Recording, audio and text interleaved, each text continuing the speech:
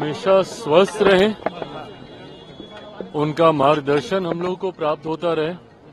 बहरहाल ये बधाई मैं सुबह भी मैं उनको दे चुका हूं, उनका रिप्लाई भी हमको मिल गया है, बट हाँ, आप सबके माध्यम से पुनः एक बार उनको बधाई देता हूं। प्रायोजक हैं cancer healer centre, a new beginning. Tweet आया है कि बिहार में 15 साल से पुरानी गाड़ी चलना बंद है, तो ये उल्टा पलटी की सरकार 20 साल से क्यों जो लेके उन्हें इसको हटाया गया? देखिए, अगर वो 15 साल की बात करते हैं तो ये 15 साल फिर उनका भी याद रहेगा सबको। जब 90 के दशक में जब उनका 15 साल था, उसमें क्या हाल था बिहार का। देखिए, हकीकत है ये इस तरीके के बातें करना, नेता प्रतिपक्ष हैं वो, कभी मुख्यमंत्री जी के ऊपर व्यक्तिगत टिप्पणी करते हैं, 15 साल की गाड़ी की बात करते हैं। आप नीतियों पे कोसिए ना, आपको जो कहना है आप नीतियों के आधार पर बातें कीजिए। इस तरीके की बातें करना, जिस पद पर वो हैं, कम से कम उस पद को, गरिमा को वो शोभा नहीं देता।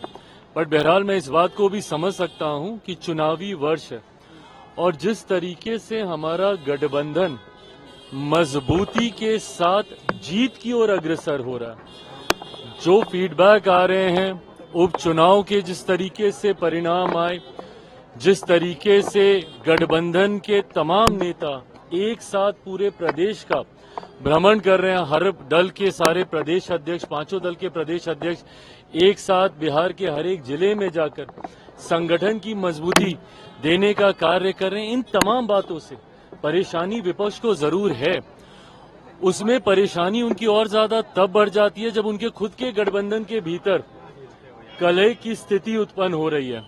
जिस तरीके से कांग्रेस और राजद के भीतर बातचीत का एक अभाव अब देखने को मिल रहा है, जिस तरीके से कांग्रेस के नए प्रभारी आए, वो जिस तरीके से पहले कांग्रेस उनके सामने नतमस्तक रहती थी, इस बार संभवतः कांग्रेस उस भूमिका में शायद नहीं हो। ऐसे में ये तमाम बातें कलेक्टिवली परेशान तो विपक्ष को कर ही रही हैं और इसीलिए ये सारी बातें करना, 15 साल पुरानी गाड़ी नहीं चलेगी, ये नहीं चलेगी, ये तमाम बातें जनता के हाथ में है।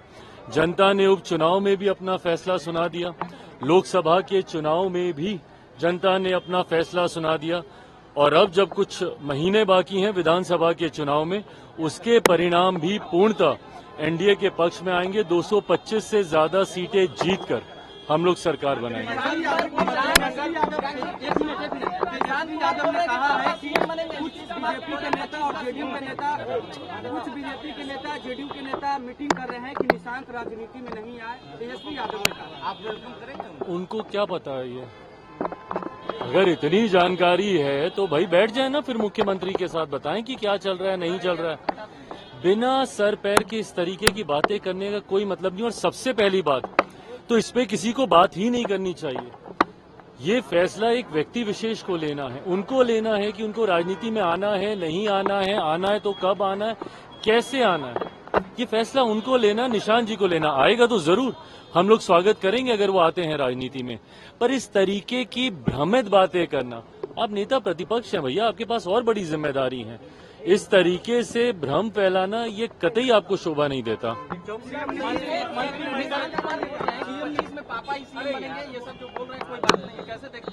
भाई बिल्कुल हम मानते हैं कि 2025 विधानसभा चुनाव परिणामों के बाद एनडीए की सरकार बनेगी, मुख्यमंत्री जी के नेतृत्व में चुनाव लड़ेंगे और वो पुनः मुख्यमंत्री बनेंगे। मंत्रिमंडल का विस्तार हुआ है और कहा यह जा रहा है कि जो लोग मंत्रिमंडल में आए हैं वो लोगों का बैकग्राउंड देखना चाहिए। क्या है? तेजस्वी यादव ने कहा है कि क्रिमिनल माइंडेड है, रिकॉर्ड देखा जाए। ऐसी बातें कम से कम इनको नहीं करनी चाहिए, क्योंकि एक उंगली अगर ये किसी और पे उठाएंगे तो बाकी की उंगलियां इन्हीं के ऊपर उठेंगी। समन अभी आया ना फिर से पूरे परिवार को। प्रायोजक हैं cancer healer centre, a new beginning.